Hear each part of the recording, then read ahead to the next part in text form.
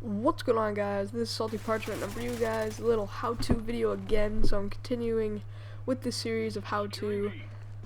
This episode is obviously how to get a KEM Strike on Call of Duty Ghosts.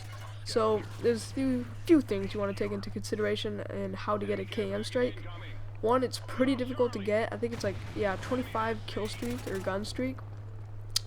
It's pretty difficult to do because there's no objective work. So you don't get your perks faster and stuff like that. And obviously you have to use special streak. There's no well, you don't have to, but it's easier to use special streak, and that's what first thing I wanted to get into. Use special streak. It's gonna make your life a lot easier to get KEM Strike because you're gonna have all these perks stacking up, and basically when you get your specials bonus, which will give you a bunch of perks, you'll be like a juggernaut. So it's really hard to kill you once you have all these perks. So yeah, definitely run special streak. And the next thing I wanted to get onto is you gotta play passive. I'm a rusher. I like to rush a lot. I hate camping, but when I'm going for a KEM Strike like this, I just have to play a little more passive, like I'm doing right here. Just chilling here and get some kills. There we go, specials bonus. Now it's gonna be really hard to kill me. But yeah, you want to play passive. I'm not saying you want to camp in one place for the entire time, because you know, it's just being newbie, and also it can actually be kind of difficult for going to a KEM Strike. You're just gonna annoy people off. Annoy people, and they're gonna try to kill you. They're gonna keep going to you and try to kill you. But if you can keep killing them, good for you. And yeah, so definitely play passive. And if you're in a sticky situation like I am right here, this guy's spraying me with an LMG, so I just dipped. You just gotta run away. You just gotta go to a new place and start over and try to get kills there. But yeah, that's basically what I want to tell you for that part. You gotta play passive and not do anything stupid. You also gotta look at your teammates and look at the minimap. You don't wanna just, rush into their spawn and get killed. Like, no, you don't wanna do that. And yeah, the gun I would recommend using is a suppressor. Make sure you have a suppressor on. Whatever gun you use, it could be an SMG, it could be an assault rifle, whatever.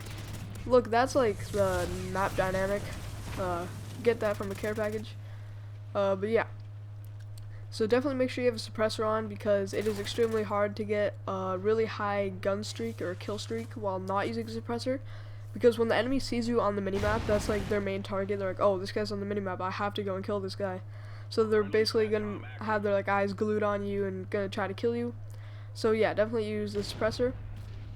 And I would recommend using an AR on a long map like this, because there's definitely long lines of sight, and it's really easy to manipulate those. But if you're on a smaller map like Strike Zone or what else, Freight, that can be either. But yeah, definitely use an SMG on smaller maps and ARs on longer maps. Just makes it a lot easier, and it's much easier to get that KEM Strike.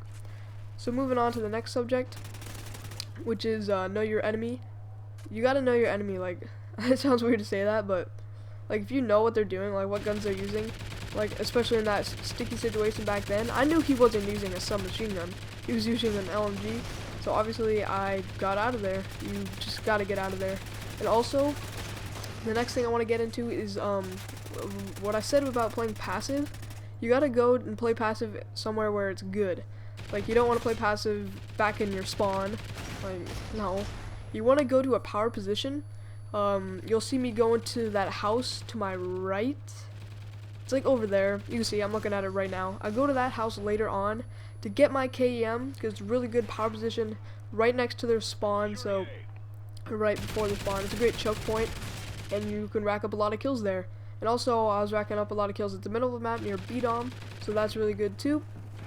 And in Call of Duty Ghosts, I would recommend using a lot of perks to start with your class. Not for specialists, but obviously use specialists, but before specialists, when you get to choose your perks, definitely use a lot of perks, and don't use it like grenades or stuff like that. You can, but in Call of Duty Ghosts, it's not like Black Ops 2. The scavenger does not replenish those. I use scavenger to replenish my ammo, because you run out of ammo really quick, especially when you're going for a KEM Strike.